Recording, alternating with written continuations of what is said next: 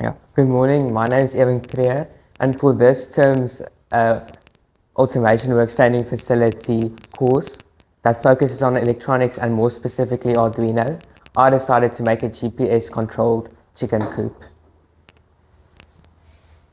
The motivation for making this coop was for chicken farmers to decrease their feeding costs, improve the chickens' welfare because they are always in because of this coop they're always in a fresh environment with fresh grass to graze on. And the chickens also help with pest and weed control.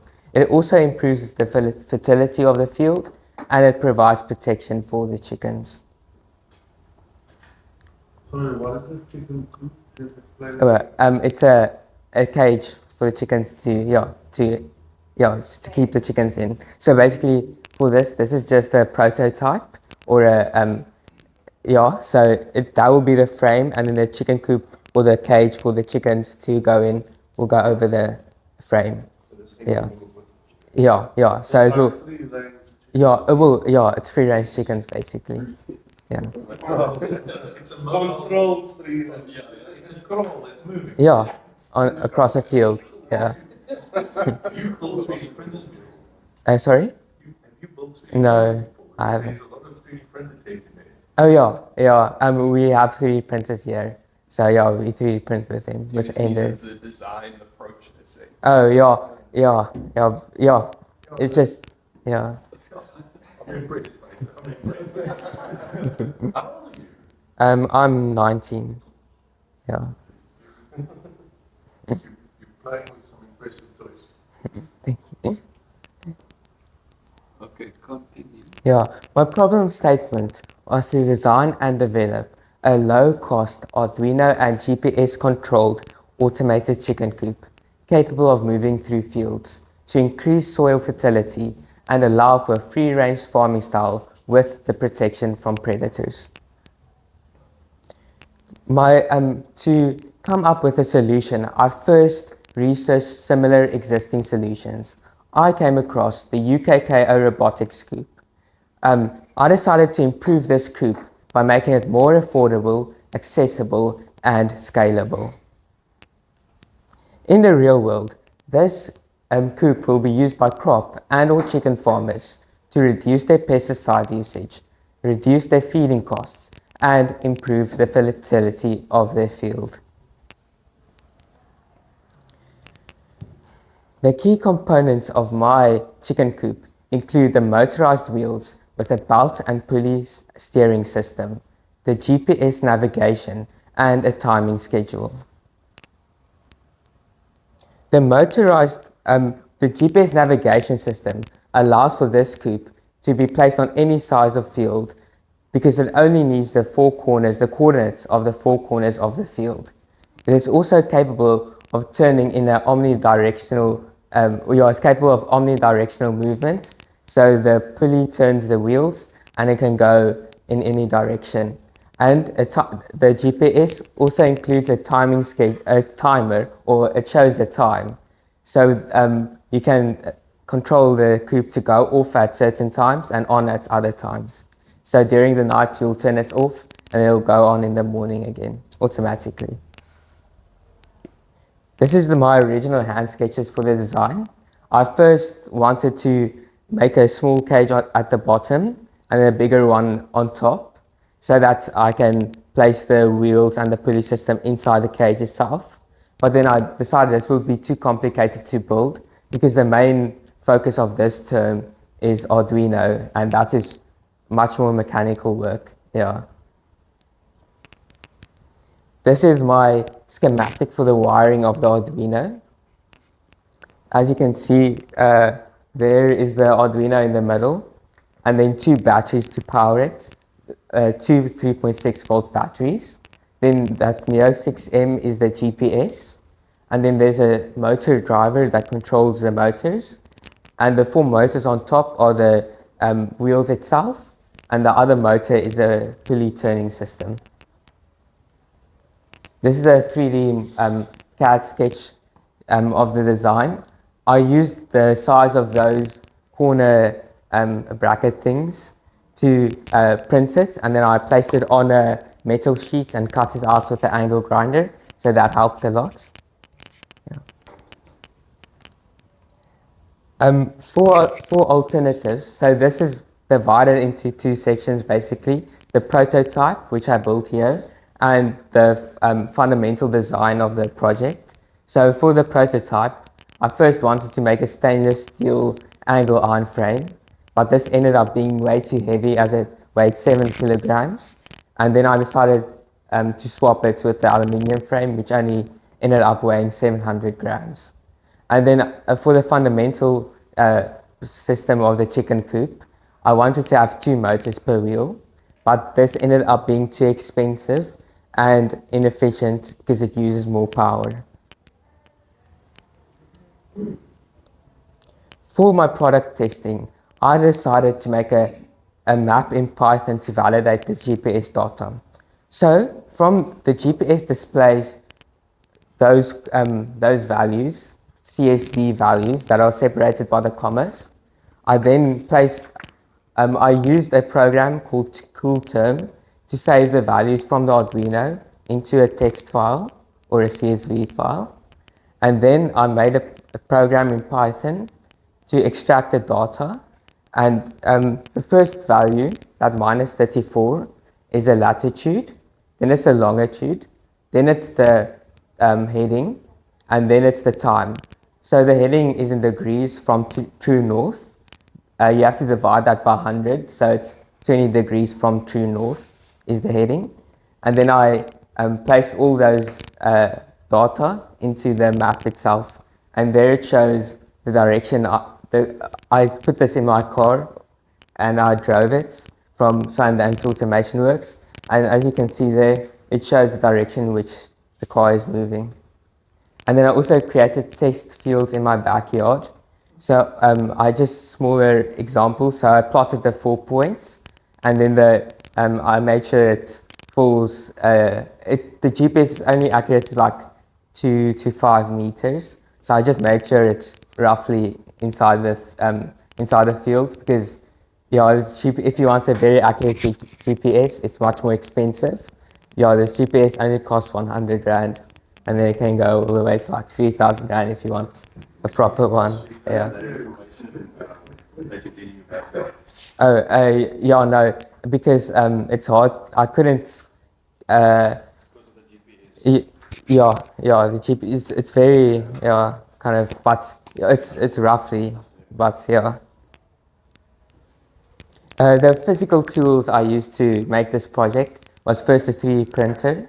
So I printed those pulleys and the bracket to hold the motors in, and also the tensioning system here behind to make the belts, to tension the belts. Yeah, that. And then I used an angle grinder to cut out those brackets at the corners, as the rivet gun to rivet it to the frame, a laser cutter to cut this acrylic mount for my components. Yeah. Yeah, okay. And I used a hacksaw to cut the threaded rod, a drill press to drill into the corner bracket and the frame, and then a soldering iron to solder all my components. And the software tools I used was first Fusion 360. In this course we learned the CAD modeling system Fusion, but I decided this term to use Inventor instead, as it offers more powerful tools, such as you can see in the CAD for the frame. It's much easier to make that because there's an automatic tool to put specific frames on cubic models. So that was much easier than doing it in Fusion. And then I also used the Arduino IDE to program the Arduino. I used Python to make the map. I used CoolTerm to save the data to a text file, and I used EDA to make the schematic, the wiring schematic of my Arduino. The valuable skills I learned while making this project was first to solder, to work with power tools, time management, Inventor, safety protocols when working in a workshop, programming with Arduino and Python, and electronics. Here is this term's tutorial project where we had to make a line following car.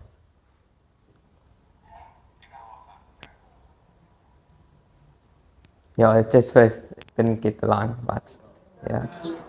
Dude, you got your noise reduced to the least. Holy crap. Yeah, I also 3D printed there in Well front. done. Yeah. That's clear whenever. Yeah, you understood the loop. Yeah. They got the loop working, you understood it. Thank you. And this is our first term tutorial project where we had to measure a physical trolley jack and then recreate it in Fusion. And this is just a time lapse of me doing it.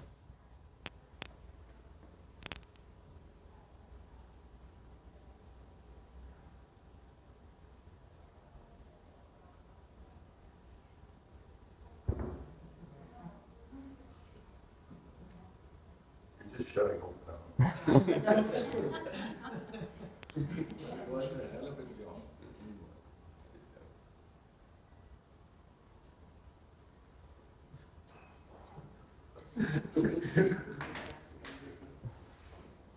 Yeah. I don't know if they know that.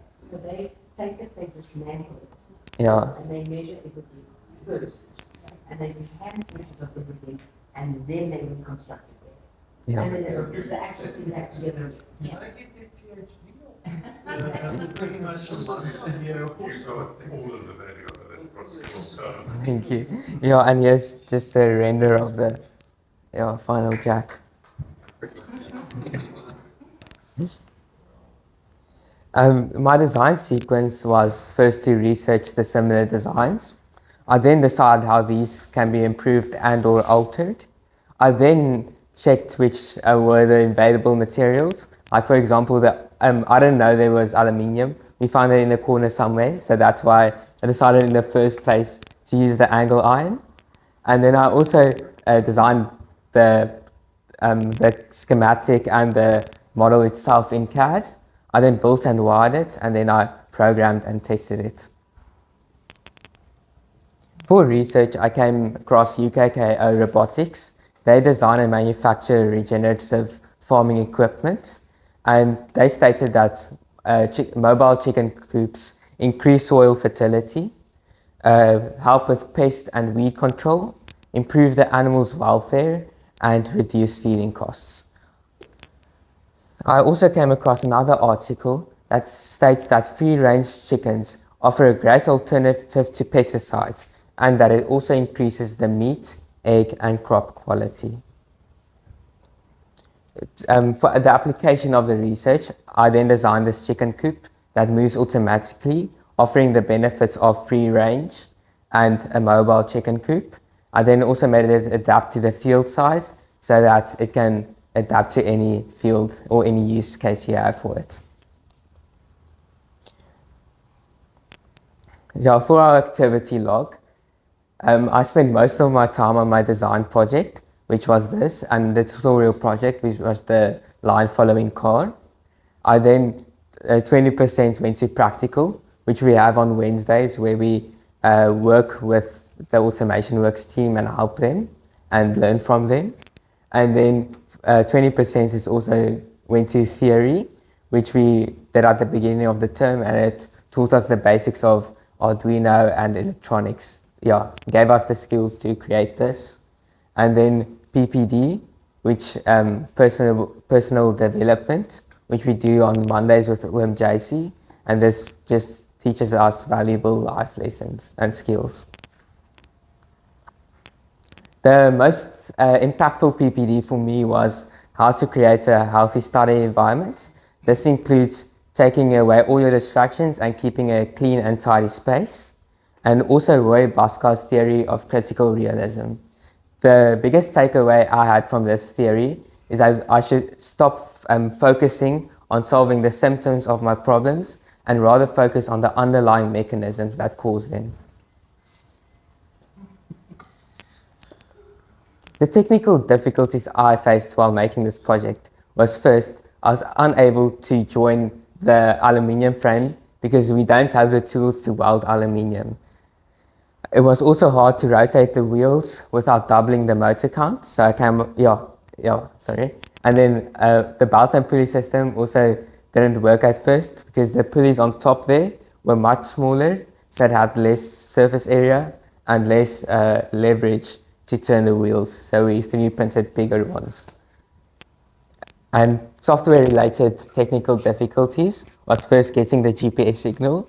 The GPS does not pick up in the classroom, so you don't really, when you first put it together, you don't know if it's your program that's wrong, or it's not picking up signal, or it's wired wrong.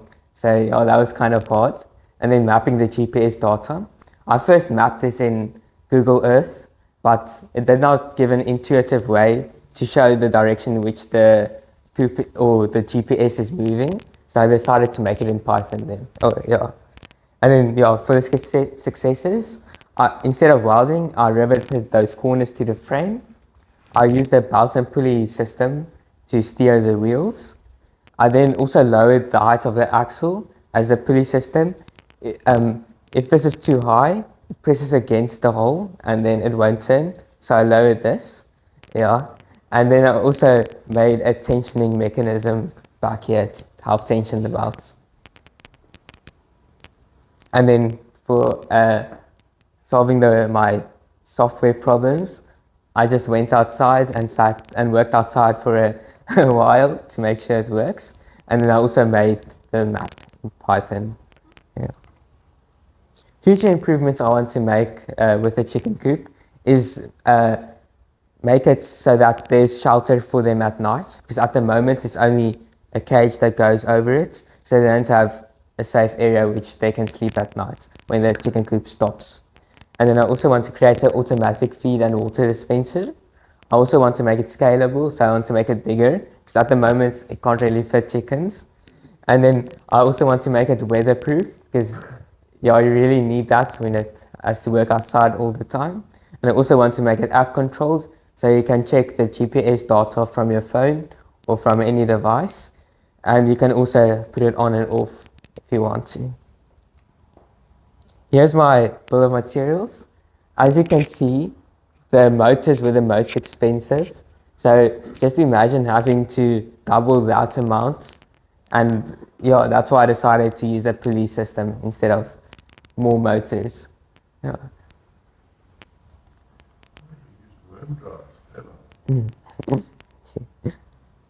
And acknowledgements I want to make is Kunrad, yeah, he's next door and he helps us a lot when we struggle.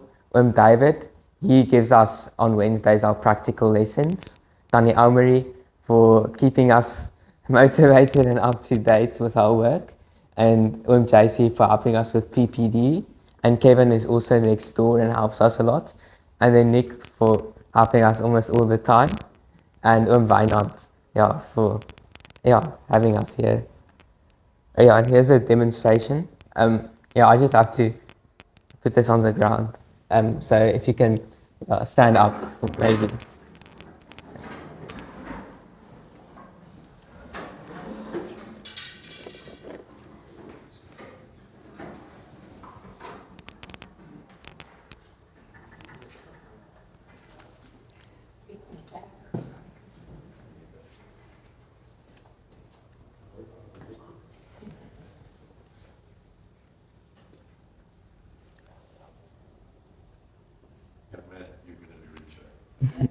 Okay. Sorry, it's just loading. Yeah, I don't need to put the laptop on. I just do it now because for the showcase program to run it. Yeah. Okay. Yeah, let's just wait a little.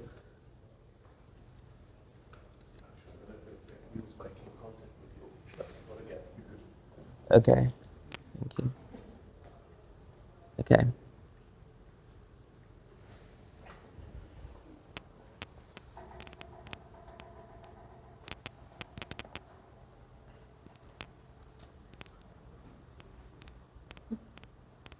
It's the laptop area.